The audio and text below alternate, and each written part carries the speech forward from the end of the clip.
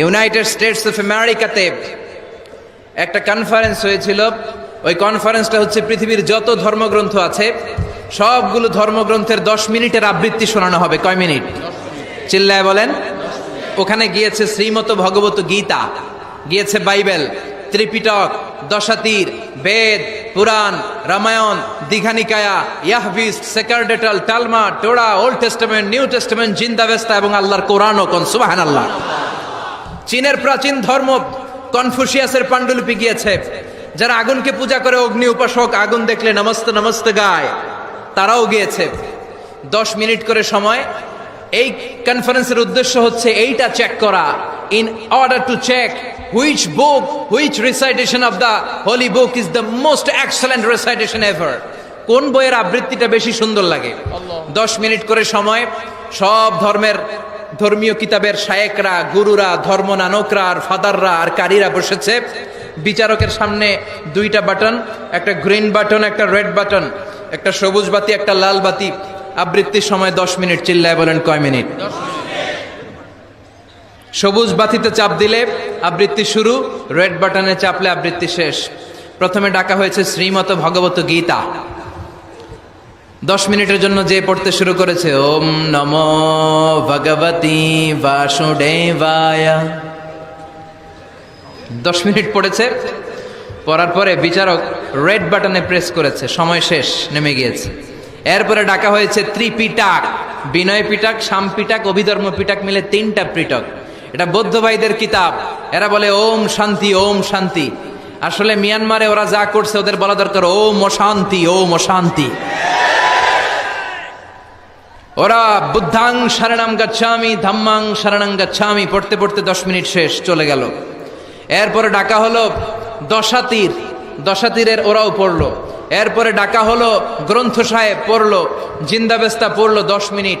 এরপরে ডাকা হলো ভ্যাটিকান সিটির পোপকে। গত মাসে পোপ আসছিল না?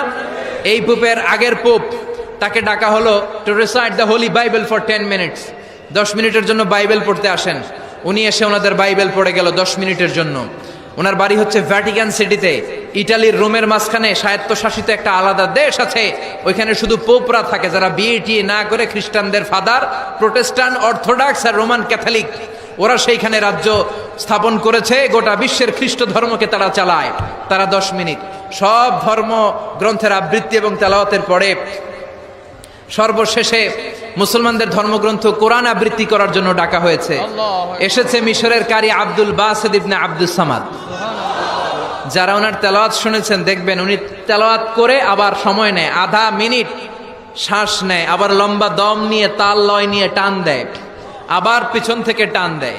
তাকে ডাকা হলো now the representative of Muslim community Abdul Basit Ibne Abdus Samad will now recite the holy book Quran for 10 minutes. মিশর থেকে আসা মুসলিম জাতির প্রতিনিধি তাদের ধর্মগ্রন্থ কোরআন নিয়ে এবার 10 মিনিট তেলাওয়াত করবে। কয় মিনিট? উনি দাড়ি রাখেন না, ক্লিন শেভ, পাতলা একটা চাদর আর জুব্বা পরে চলে এসেছে মাইকের সামনে। এসে আউযু বিল্লাহি মিনাশ শাইতানির রাজিম বলে টান দিয়েছে। সময় কয় মিনিট? উনি সূরা ফাতিহা পড়তে সময় নিয়ে নিছে 13 মিনিট। শ্রীমত ভগবত গীতাওয়ালারা হাততালি দেয়, সময় শেষ, কোরআন গেছে। কিন্তু কি আজীব তামাশা, বিচারক তো লালবাতি চাপে না। বিচারককে লালবাতি চাপার বিষয়টা ভুলিয়ে দিয়েছে কে? কেউ যেটা পারে না সেটা পারে কে? আব্দুল বাসিত কয় এই তো সুযোগ পাইছি আমি। বিচারক যেহেতু লালবাতি চাপে না, আমি আরেকটা সূরা ধরি। উনি কোরআনের সবচেয়ে সুন্দর সূরা, সূরা আর রহমান তেলাওয়াত শুরু করলেন। উনি উনার গলায় আল্লাহ যত সুর দিয়েছিলেন সব সুর, দরদ, আদর ঢেলে দিয়ে সুরের ঝংকার তুলে পুরো কনফারেন্সকে মাতিয়ে দিলেন। 15 মিনিট হয়ে যায়, বিচারক লালবাতি চাপে না। 20 মিনিট, 25 মিনিট, 30 মিনিট হয়ে যায়, লালবাতি চাপে না। এদিকে অর্গানাইজিং কমিটির প্রধান চেয়ার থেকে উঠে এসে বিচারকের গায়ে ধাক্কা দিয়ে বলে, এই man, what's the hell are you doing here? What's wrong with you? Why aren't you pressing the red button? লাল বাতি চাপোস না কেন? ওরে ধাক্কা দেওয়ার পরে বিচারক ভূত দেখার মতো চমকে উঠছে। কি? হ্যাঁ, লাল বাতি।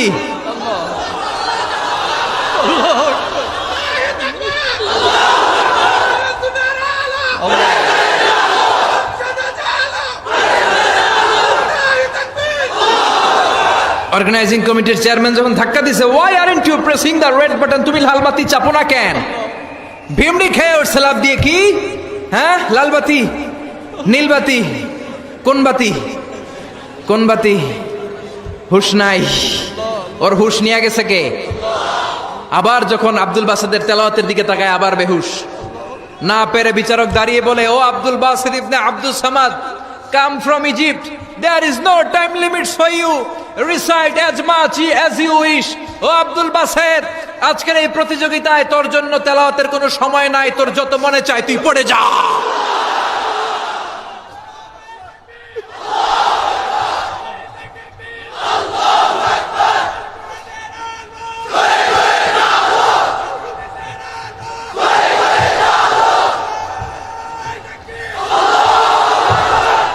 চল্লিশ মিনিট সময় ধরে গোটা মুসলিম বিশ্বের অহংকার, মিশরের সবচেয়ে বড় কারি Abdul Basid Ibne Abdul Samad গলার সব দরদার সুর উজাড় করে কনফারেন্স রুমে সূরা আর-রহমান তেলাওয়াত করলেন। কনফারেন্স শেষ হলো, ওই বিচারকের বিরুদ্ধে মামলা হলো তিনটা। কয়টা? যেহেতু আন্তর্জাতিক কম্পিটিশন, আন্তর্জাতিক আদালতে মামলা, সুইজারল্যান্ডের দি হেগে মামলা। হ্যান্ডকাফ পরিয়ে বিচারককে নেওয়া হয়েছে। মাননীয় আদালত বলে, why made you partiality between the books? You have given to Bible 10 minutes. You have given to Srimata Bhagavata Gita 10 minutes. You have given to Tripitaka 10 minutes. Why have you given extra 30 minutes for Quran? সব ধর্মগ্রন্থের 10 minute দেওয়ার কথা, বাইবেলরে দিলি 10, শ্রীমত ভগবত গীতারে দিলি 10, ত্রিপিটকরে 10, কোরআনরে অতিরিক্ত 30 minute, মানে আগের 10 আর 30 মিলে 40 minute দিলি কেন? বিচারক বলে, অনারেবল জাজ, I have a humble question to you. মাননীয় আদালত, আমার একটা বিনয়ের প্রশ্ন আছে। আদালত তো টাসকি খেয়ে গেছে, কিরে আমার এবার প্রশ্ন করে কেন? বিচারক বলে, আমার প্রশ্ন হচ্ছে, বিচারক তো আমি নিজে হই নাই, জাজ তো আমারে আপনারাই বানাইছেন।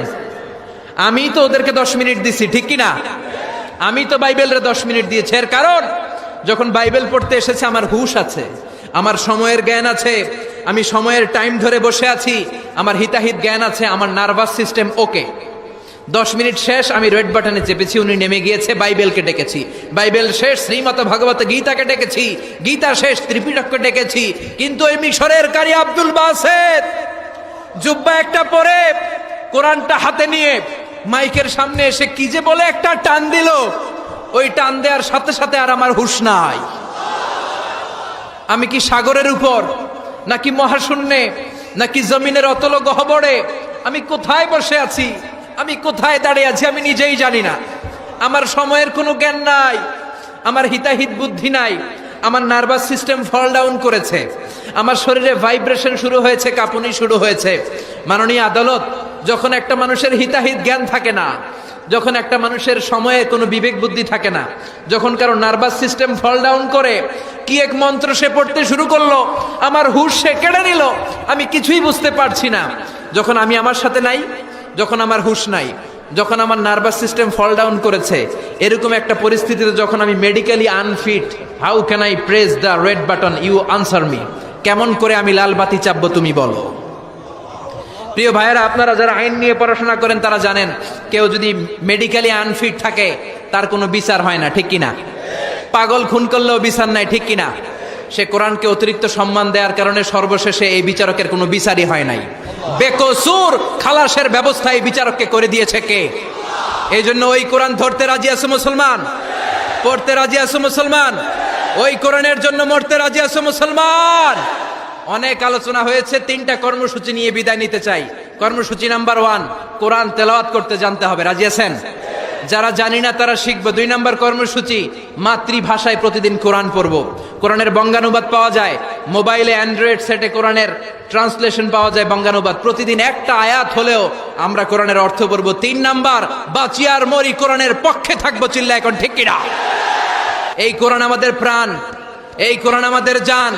এই বাংলার জমিনে কোরআনের আইন চালু হোক, আমরা চাই কি চাই না? যারা কোরআনের বিরুদ্ধে কথা বলবে ওদের সাথে আমাদের কোনো সম্পর্ক। আল কোরআনের বিরুদ্ধে একটা আইনও বানালে ওই আইন আমরা মানবো না। চিল্লায় বলেন ঠিক কিনা? আমরা এই কোরআনকে বুকে ধারণ করতে চাই। রাজি আছো মুসলমান? হাত তুলে আল্লাহর দেখা।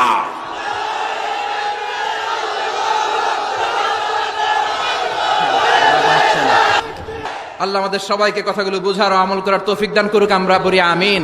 ওয়া আখিরু দাওয়ানা আলহামদুলিল্লাহি রাব্বিল আলামিন।